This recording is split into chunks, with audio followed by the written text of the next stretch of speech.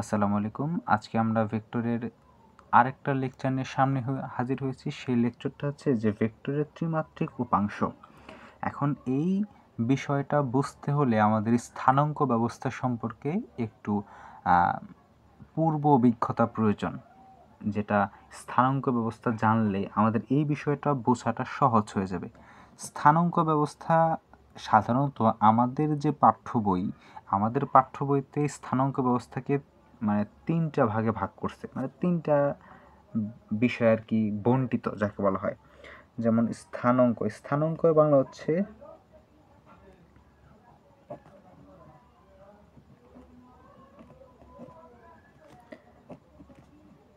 স্থান যোগ অঙ্ক, অর্থাৎ একটা স্থানকে অঙ্কের মাধ্যমে কি করা, প্রকাশ করা।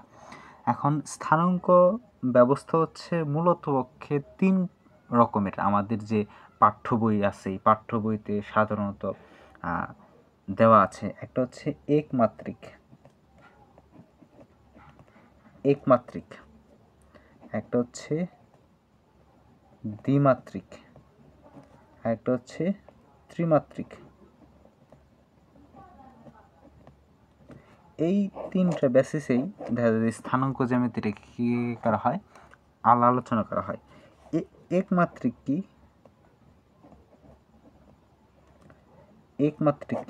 যখন আমরা শুধুমাত্র একটা মাত্রা নিয়ে কাজ করব, অর্থাৎ আরও সহজ ভাষায় বলতে গেলে আমরা যখন শুধুমাত্র একটা অক্ষ নিয়ে কাজ করব তার নাম কি একমাত্রিক। সে অক্ষটা হইতে পারে এক্স অক্ষ, এটা হতে পারে কি ওয়াই অক্ষ, আবার হতে পারে কি জেড অক্ষ। মানে আমরা যে কোনো একটা অক্ষ নিয়ে যদি আমরা কাজ করি সেই মাত্রাটাকে কি বলে, কি একমাত্রিক স্থানাঙ্ক ব্যবস্থা। এরপরে কি দ্বিমাত্রিক শব্দটা শুনেই আমরা বুঝতে পেরেছি যে দ্বি মানে হচ্ছে দুই, আর মাত্রিক মানে হচ্ছে মাত্রা, অর্থাৎ যে স্থানাঙ্ক ব্যবস্থায় দুইটা মাত্রা ব্যবহার করা হয়।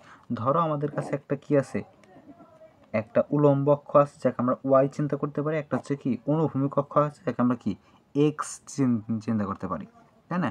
এটা হচ্ছে এক্স অক্ষ, এটা হচ্ছে ওয়াই অক্ষ। এই যে দুইটা অক্ষ নিয়ে আমরা যখন কাজ করব সেটার নাম হবে কি দ্বিমাত্রিক। আর ত্রিমাত্রিক বলতে কি বোঝায়, এটা পারার কথা, যে নাম শুনে বুঝতে পারলাম যে তিনটা অক্ষ থাকবে, একটা এক্স অক্ষ, একটা ওয়াই অক্ষ, একটা কি অক্ষ, জেড অক্ষ। এটা এক্স ওয়াই জেড সবাই কিন্তু সবার সাথে কি লম্বভাবে অবস্থান করতেছে। এই এক্স অক্ষ মূলত হচ্ছে বলতে বোঝায় যে এক্স এবং ওয়াই থেকে কতটুকু উঁচুতে অবস্থান করতেছে, অর্থাৎ এই দুইটার সাথে পরস্পর কীভাবে অবস্থান করতেছে, লম্বভাবে অবস্থান করতেছে।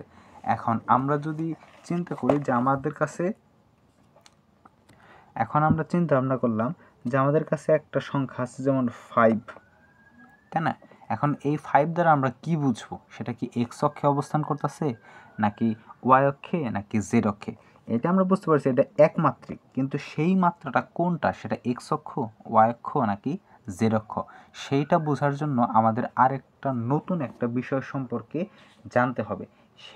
সেই বিষয়টার নাম হচ্ছে যে তোমার হচ্ছে যে ভেক্টরের ত্রিমাত্রিক উপাংশ যাকে বলা হয়। অর্থাৎ একটা ভেক্টরকে আমরা তিনটা উপাংশে কি করব, ভাগ করব। অথবা আমরা এটাকে আরেকভাবে বলতে পারি, সেটা হচ্ছে আয়ত একক ভেক্টর। এখন আমরা আয়ত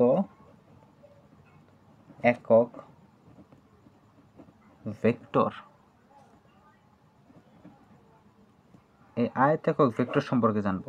এখন আয়ত একক ভেক্টর কি, এই যে একটু আগে বললাম না যে আমার কাছে একটা 5 আছে, সেই 5-এরটা কার মান, এক্স এর মান, ওয়াই এর মান নাকি জেড এর মান, সেইটা নির্দেশ করার জন্য আমরা এই আয়ত একক ভেক্টরের কি নিব, হেল্প নিব। আয়ত একক ভেক্টর কি, আমরা যদি একটা আয়ত একক ভেক্টরের সংজ্ঞাটা যদি আমরা একটু দেখি, সংজ্ঞায় বলা আছে যে ত্রিমাত্রিক কার্তেশীয় স্থানাঙ্ক ব্যবস্থায়, ত্রিমাত্রিক কার্তেশীয় স্থানাঙ্ক ব্যবস্থায় তিনটি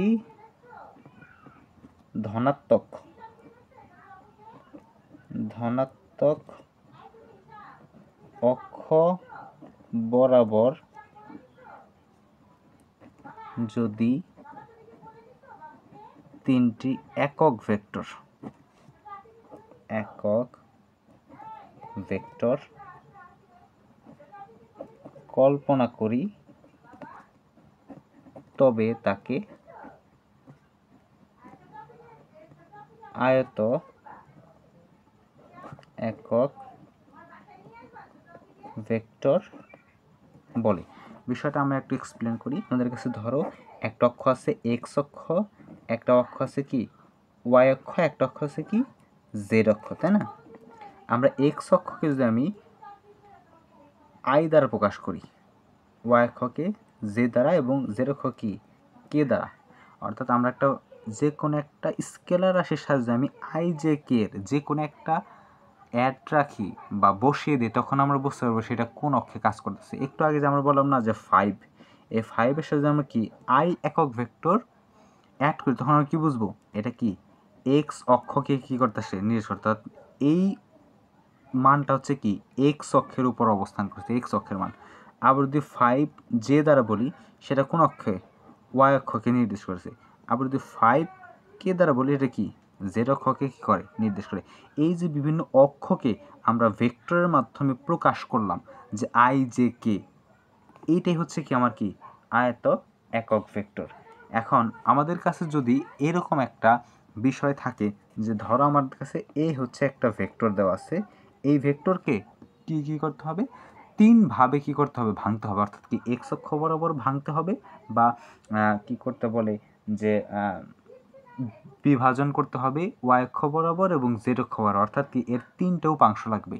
তখন আমরা সেটা কিভাবে লিখতে পারি, সেটা লিখতে পারি তো A X I, A Y J, A Z কে।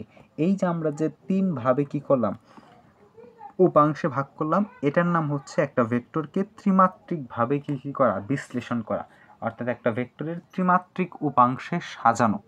অর্থাৎ এক্স এ দ্বারা কি বোঝায়, ভেক্টরের একটা অংশ এক্স অক্ষ বরাবর, এ ওয়াই দ্বারা কি বোঝায় ভেক্টরের একটা অংশ কি ওয়াই অক্ষ বরাবর, এবং এ জেড দ্বারা বোঝায় একটা উপাংশ কি অক্ষ বরাবর জেড অক্ষ বরাবর।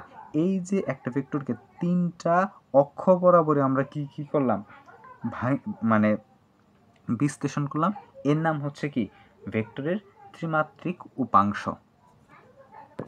এই যে আমার কাছে যে এই যে ভেক্টরটা দেওয়া আছে, এখন আমি চাচ্ছি এই ভেক্টরটা তো একটা ভেক্টর রূপে দেওয়া আছে, এখন যদি আমি এটার মান বের করতে যাই, সেই মান বের করার কৌশলটা কীরকম, সে মান বের করার কৌশলটা একদম সহজ।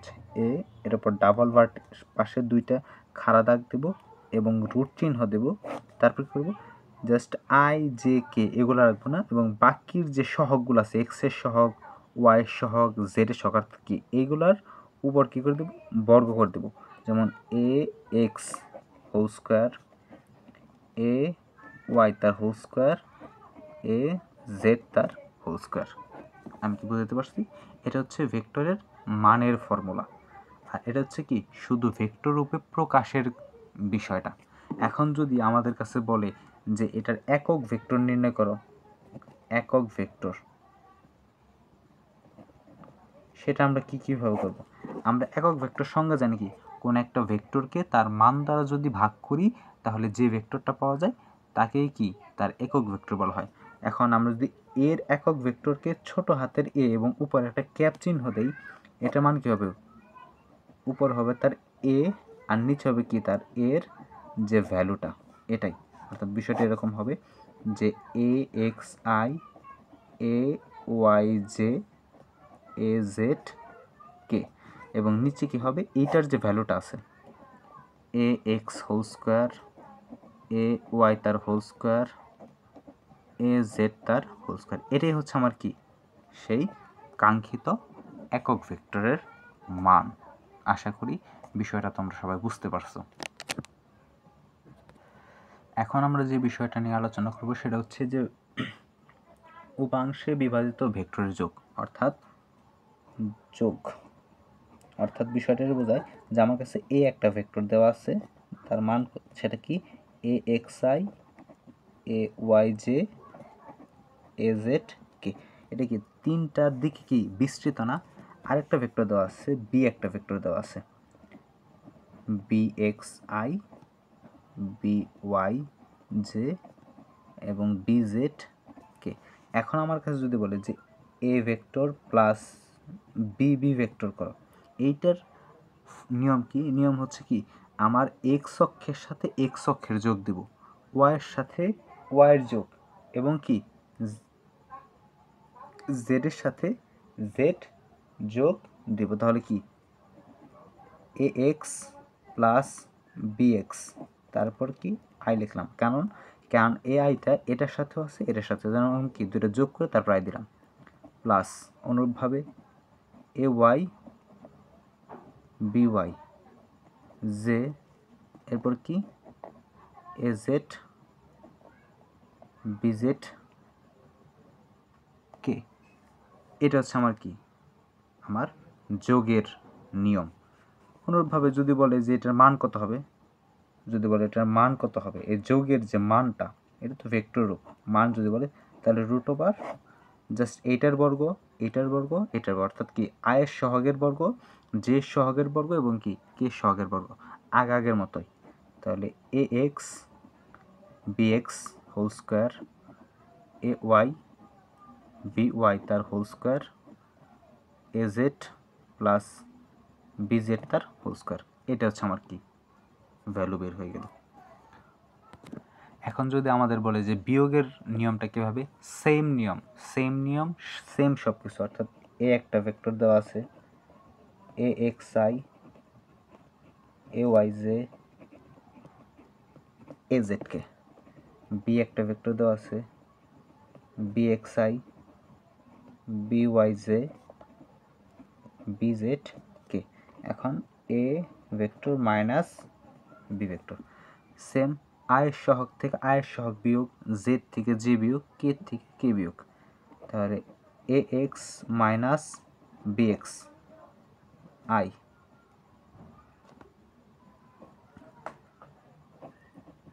এ Y minus B Y J A Z minus B Z K. এইটা হচ্ছে নিয়ম। এখন তুমি বলতে পারো যে ভাই এখানে আমি প্লাস চিহ্ন কেন দেব, প্লাস চিহ্ন কেন দেব সেটা আমি আরেকটা বার একটু বলি। এখানে বলি, দেখো A vector plus minus B vector, এটা লেখাও যা A vector minus B vector লেখাও ঠিক একই কথা, কারণ প্লাসে মাইনাস আলটিমেটলি কী হয়, মাইনাসে যায়। ঠিক তেমনি আমি যখন ভিতরেরটা করব, যোগ বিয়োগটা করব, যদি আমার মাইনাসের মানটা বড় হয় তাহলে আলটিমেটলি সামনে কি মাইনাস চলে আসবে। আবার এক্ষেত্রেও এখানে যদি আমার মাইনাসের মানটা বড় হয়, সামনে কি প্লাস থাকলে সেটা কি হয়ে যাবে, আলটিমেটলি মাইনাস হয়েই যাবে। কিন্তু আমরা মানে যোগের মাধ্যমে বিয়োগ করা, এটাকে বলা হয় যোগের মাধ্যমে বিয়োগ করা, সেম প্রসেস।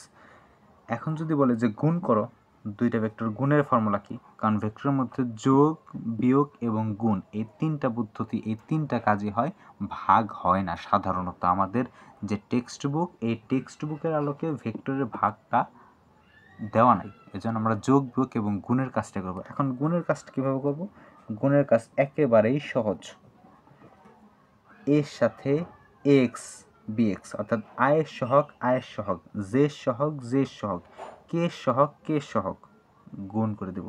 তাহলে A X B X A Y B Y A Z B Z.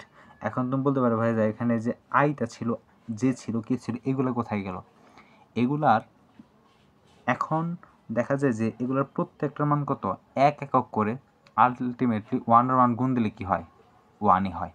এবং এটার আরেকটু ডিটেলস ব্যাখ্যা আমরা সামনের আরেকটা টপিক আছে ভেক্টরের যে গুণন প্রক্রিয়া, সেই গুণন প্রক্রিয়ায় আমরা আরেকটু ভালো মতো কী করব, অবজার্ভ করব।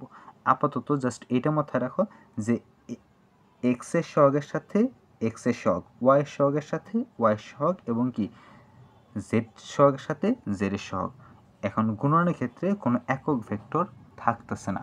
কেন থাকতেছে না, এটা আমরা ভেক্টরের যে গুণন প্রক্রিয়াতে আরও ডিটেলস আলোচনা করব ইনশাআল্লাহ। তাহলে আজকে এই পর্যন্তই থাক। আশা করি নেক্সট দিন আমরা নতুন কোনো একটা জিনিস নিয়ে সামনে হাজির হব। ধন্যবাদ সবাইকে।